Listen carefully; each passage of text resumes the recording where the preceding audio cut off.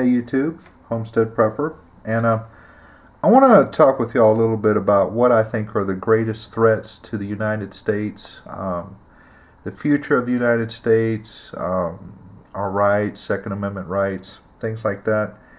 And the three greatest enemies that I can see that we have, the biggest problems we have, are one, stupid people, two, the media, and three, politicians. And the stupid people out there, they can't seem to reason what's going on, and they don't have any knowledge of history, and all they do is they listen at the media, and the media puts thoughts in their heads, and they have no individual thoughts of their own, and they just, whatever they hear, they repeat it, and they take it like it's the Word of God itself. I don't know if y'all have ever tried to have a debate with one of these stupid anti-gun people. I know it's kind of hard to believe that you think that I've had a debate with them, but I have. And usually what happens is it starts off with just something very innocuous, and a little comment is made, and then I'll start throwing some facts out there, and then their response is they get loud. They want to drown me out. They don't want to hear the facts. The next thing they do is they call me names. They change the subject, and then they threaten me. These are the anti-gun people who want peace. They threaten me. And stupid is something that I have not figured out how to bore through to. It's impenetrable. I can't reach people who are just completely ate up with stupidity. I was having a conversation with somebody a few years ago, and they made a comment that everybody in the NRA was crazy, and I said, well, I'm a member of the NRA, and I don't perceive myself as a nut job.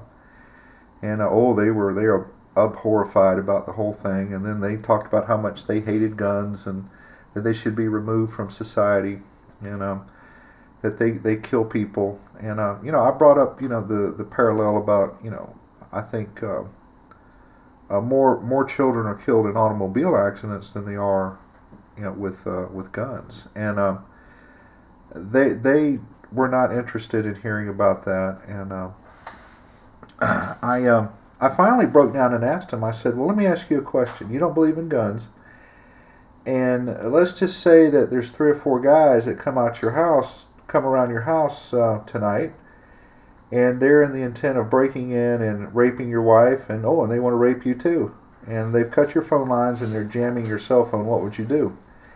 His reply was, he would let them. Okay, well, you know what, guys? That you can either vote that that's someone who's real stupid, or that's someone who's very strong in their convictions of anti-gun. And now I'm voting stupid myself. But you cannot reason with the stupid people. And the media, man, they love stupid idiots. And there's a bunch of them out there.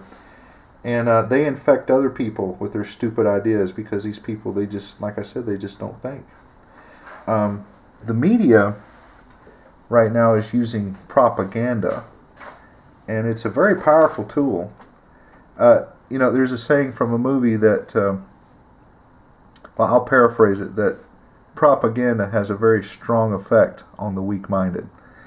So what is propaganda? Well, the definition I got off Wikipedia, you can look it up yourself. It's a form of communication that is aimed at influencing the attitude of a community towards some cause or position by representing only one side of an argument.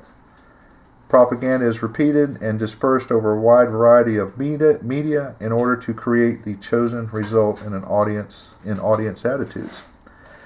Now, I'm sure y'all heard about George Zimmerman and Trayvon Martin, and how the and I'm not taking any sides about that. I'm remaining neutral, but the media blatantly doctored the audio, and they left some words out, and the guy said he was black, and the media got a hold of that, and automatically the guy's a racist. Obama gets on and says if he had a son, it would be like Trayvon. So, the politician in concert with the media and their manipulation, not giving the whole facts out there, manipulated a whole population down a certain road, so it was propaganda. Also, the media blatantly doctored that tape where Zimmerman went in the police department. And now I know the stupid people are saying, "Oh no, they would never do that. We saw the truth." Well, there again, I can't argue with you guys, so y'all just go about your business or whatever. But anyone sitting on the fence, and this is not something new, guys. The media has been doing this in the United States for many, many years. This is not a new thing.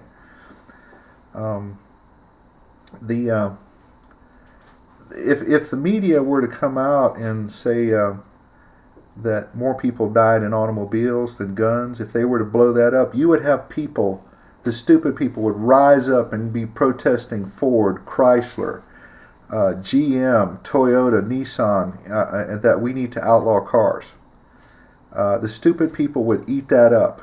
And also in 9/11, if the media had so chosen to, and the airplanes flew into the buildings, they could run a big media blitz of propaganda how airplanes kill people and they should be outlawed too. And then I know it sounds ridiculous, but you'd have people jumping on the bandwagon that airplanes are evil.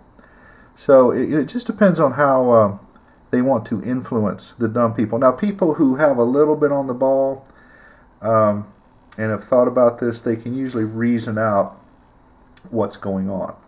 A lot of people I know can't. And I've met people who know how to work logarithms, and they know how to differentiate an equation or take the integral of an equation, and they can't make this reason here about what they're seeing and how they're being brainwashed. So the next thing I want to talk about are the politicians. And I know a lot of people out there say, "Oh, the politicians are so stupid." Schumer, Lautenberg, Feinstein, Barbara Boxer.